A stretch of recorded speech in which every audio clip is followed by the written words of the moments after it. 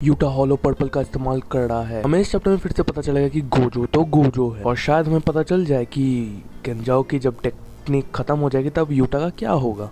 Jujutsu Kaisen 263 chapter is here and इसे 262 chapter का part 2 भी बोला जाता है क्योंकि गेगे इल हो गए थे एंड आफ्टर 1 मंथ हमें जे के 263 चैप्टर मिलता है। तो लेट्स टॉक अबाउट इट। तो इसकी चैप्टर शुरू होती है जहाँ पे यूटा हमें पता चलता है कि यूटा अभी कोई भी और कच टेक्निक का इस्तेमाल नहीं कर पा रहा है सिर्फ गोजो की लिमिटलेस को छोड़ के। मुझे नहीं पता क्यों, कोई अच्छी सी एक्सप्लेनेशन हमें मिली नहीं है, शायद बाद में पता चले। पर फिर हमें पता चलता है कि यूटा नोटिस करता है कि सुकुना जब से अपनी लेफ्ट आर्म को खोया है तब से वो वर्ल्ड कटिंग स्लैश का इस्तेमाल नहीं कर पा रहा है एंड दैट्स क्रेजी क्योंकि वर्ल्ड कटिंग स्लैश से हमारे गोजो सेंसे को किटकैट कर दिया गया था एंड अभी भी यूटा तो फिर उसके पास थोड़ी सी पॉसिबिलिटी है।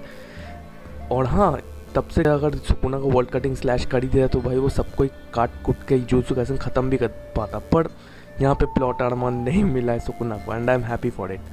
पर यहाँ पे फिर यूटा सोचता है कि सुकुना के पास अब कोई और चारा नहीं है और कोई वे नहीं है जिससे वो लिमिटलेस को काउंटर कर सके अदर देन एम्पलीफिकेशन। हाँ, तुम्हें पता है डोमेन एम्पलीफिकेशन से जो लिमिटलेस की पावर से वो नलिफाई हो जाती है, तो वो छोड़ के और कोई रास्ता नहीं है उसके पास। पर फिर हमें दिखता है यूटा सुकुना को उठाता है, उसे फेंक देता है, फिर उसे लात मारता है, फिर उसके ऊपर पंच मारता है। पर हमें यहाँ पे ये भी पता चला कि यूटा को थोड़ी सी परेशानी हो रही है क्योंकि गोजो की बॉडी के इतने बड़े बड़े हाथ और लेग्स है, उसे कंट्रोल करने में उसे प्रॉब्लम हो रहा है। Lol Utah jokes aside. पर हमें अब यहाँ पे पता चलता है ये जो छोटा सा ये वर्ड है इससे हमें पता चलता है कि गोजो की कितनी इंपॉर्टेंस है। Not exactly Gojo but 6 size की कितनी ज़्यादा इंपॉर्टेंट है। यूटा यहाँ पे बोलता है कि वो गोजो की लिमिटलेस को पूरी तरह मास्टर नहीं कर पाएगा एक ही ट्रेनिंग में। वो ये भी बोलता है कि अब उसे पता चलता है कि 6 साइज की कितनी ज़्यादा इंपॉर्टेंस है। हाँ, तुम्हें पता है 6 साइज की मदद से ही 6 साइज की मदद से गोजो बहुत ही ईजिली लिमिटलेस को परफॉर्म कर पाता था, नहीं तो देख लो अपने यूटा को बहुत प्रॉब्लम हो रहा है उसे। पर फिर यूटा को एक थोड़ी सी फ्लैशबैक दिखाई जाती है। यहाँ पे यूटा याद कर रहा है गोजो को, जहाँ पे गोजो बोल रहा है कि it's okay I am the strongest. अभी यूटा को पता चलता है कि ये बोलने में भी कितना कॉन्फिडेंस लगता है। पर यहाँ पे हमें फिर दिखता है सुकुना का सीन जहाँ पे सुकुना नोटिस करता है कि यूटा स्ट्रगल कर रहा है गोजो की क्रश टेक्निक को यूज़ करने के लिए। ऑब्वियसली नई बॉडी है, ऑब्वियसली वो करेगा। पर यहाँ पे फिर सुकुना सोचता है कि यूटा के पास सच में इतना टाइम है क्योंकि 3 मिनट की टाइम है। तुम्हें याद है पिछली वाली जो चैप्टर थी उसमें बोला था कि 3 मिनट की टाइम है इनके पास, और फिर उसे पंच मार के उड़ा भी देता है सुकुना। पर फिर हमें एक ऐसा चीज़ पता चलता है, मतलब पता नहीं चलता, हम भी इस चीज़ को वंडर कर रहे कि क्या होने वाला है। तो इस शुरू करते हैं इसको। तो यहाँ पे हमें फिर दिखता है केंजाओ का सीन जहाँ पे केंजाओ को सुकुना को बोल देता है यूटा के कॉपी टेक्निक के बारे में, और इससे सुकुना को पता चलता है कि शायद रीका को कुछ बॉडी किसी ओपोनेंट की बॉडी को कंज्यूम करना होगा उसकी पावर को इस्तेमाल करने के लिए। और यहाँ पे सुकुना ये भी वंडर करता है कि क्या यूटा कच टेक्निक जो पहले उसने जो भी कच टेक्निक कॉपी की थी क्या वो अभी भी इसे यूज़ कर पाता है। बट फिर सुकुना रियलाइज़ भी कर जाता है कि यूटा अभी सिर्फ लिमिटलेस का ही इस्तेमाल कर सकता है। इसका कोई प्रॉपर एक्सप्लेनेशन अभी तक मिला नहीं है। पर फिर सुकुना यहाँ पे सोचता है कि यूटा ने जो ये केंजाओ की पावर्स का इस्तेमाल करा है वो ये खत्म होने के बाद क्या यूटा गोजो की ही बॉडी में रहेगा, क्या यूटा ने इसके बारे में सोचा भी है। ये हमारा भी क्वेश्चन है, क्या होने वाला है क्या नहीं होने वाला है। ट्विस्ट तो आएगा I know, but still I am waiting for it. पर फिर सुकुना रियलाइज़ करता है कि यूटा का प्लान क्या ही हो सकता है। पर तभी उसे याद आता है गोजो का हॉलो पर्पल, और ये क्यों होता है ये भी मैं बोलता हूँ। पर उससे पहले एक छोटी सी फ्लैशबैक हम दिखाई जाती है जहाँ पे गोजो और यूटा का फ्लैश मतलब जो स्वैप ट्रेनिंग हो रहा है वो हो रहा था। पर यहाँ पे गोजो बोलता है कि तुम्हारी जो कर्स एनर्जी है बहुत इनकन्सिस्टेंट है। पर फिर माकी और बाकी सब यूटा को डिफेंड करते हुए यूटा बहुत ज़्यादा थक गया था, और that's it, that's for the flashback. पता नहीं इसका क्या मतलब है, बट लेट्स सी।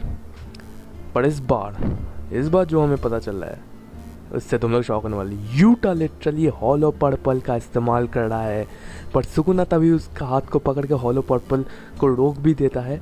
और सुकुना अपने आप को बोलता है कि मैं यूटा को तो हॉलो पर्पल यूज़ नहीं करा सकता, क्योंकि अभी मैं बोलता हूँ अभी जिस हालत में सुकुना है, अगर हॉलो पर्पल यूटा ने यूज़ किया वो डायरेक्ट हिट हुआ सुकुना को, सुकुना नहीं रहेगा भाई, वो ख़त्म हो जाएगा भाई। Now he is in no position to get a Hollow Purple in him. पर फिर हमें दिखता है यूटा ब्लू टेक्निक का इस्तेमाल करता है। फिर सुकुना के पास एक रिकॉर्डर आता है जो ऊपर से आता है, सुकुना के कान के पास जाता है, और इनुमाकी जो कर्स स्पीच वाला है वो बोलता है मत हिलो। और तुम्हें पता है कर्स स्पीच से क्या होता है, and now Sukuna is all alone. पूरी तरह वो अभी हिल नहीं पा रहा है, पैरालाइज हो जाएगा ऑब्वियसली, पर तभी सुकुना फ्रीज हो जाता है और यूटा फुल्ली फिनिश करता है अपने हॉलो पर्पल्स के चैंट्स को and he is ready for the hollow purple. और यहीं पे अपना चैप्टर ख़त्म हो जाता है। यहाँ पे एडिटर लिखता है कि अनलेश योर टीचर्स अल्टीमेट टेक्निक, जहाँ पे हमें शायद पता चलेगा कि क्या होता है, मतलब हॉलो पर्पल नाउ यूज़ होता है। और अभी सुकुना जिस हालत में है, सुकुना इज़ फ्रोजन, तो हॉलो पर्पल का डायरेक्ट हिट तो हो ही सकता है। बट ये जुजुत्सु काइसन है, not Jujutsu Kaisen, Sukuna Kaisen, तो कुछ तो होने वाला है। और हाँ, अगले वीक में कोई ब्रेक नहीं है, तो हम लोग बैक टू बैक बहुत कुछ देखने वाला है। हमें एक छोटी सी और भी डिटेल पता चली है कि ये जो भी चीज़ें थी, हमें पता चलता है कि मतलब एक क्वेश्चन था कि अगर यूटा को कॉपी करना आता है, इनुमाकी की टेक्निक अगर वो कॉपी कर सकता है तो वो क्यों यूज़ नहीं किया। तो हमें ये भी पता चल जाता है, थोड़ी सी डिटेल मुझे पता चल जाती है कि यूटा और ये सब पहले से उनका प्लान था, वो लोग कैसे सुकुना को पकड़ेंगे, ये करेंगे, वो करेंगे, बहुत कुछ प्लान, मतलब अच्छी खासी प्लान की थी और तभी ये सब हो पा रहा है। And that's it for the video. मैं ज़्यादा बड़ी वीडियो बना भी नहीं रहा। And jujutsu Kaisen 2 series chapter में बहुत कुछ हमें देखने को मिला, but I am very excited for 264, क्योंकि 264 आई होप थोड़े और पेजेस हो, क्योंकि ये सिर्फ 13 पेजेस का था, पिछली वाली 7 पेजेस की थी और ये 262 चैप्टर ही होने वाला था, पर ये की वजह से थोड़ा प्रॉब्लम हो गया। But still I am waiting for 264 next week, यहाँ पे हमें कुछ बेटर चीज़ें देखने वाली है। तो हाँ, आज के वीडियो में इतना ही, मिलते हैं अगली वीडियो में, तब तक के लिए गुड बाय।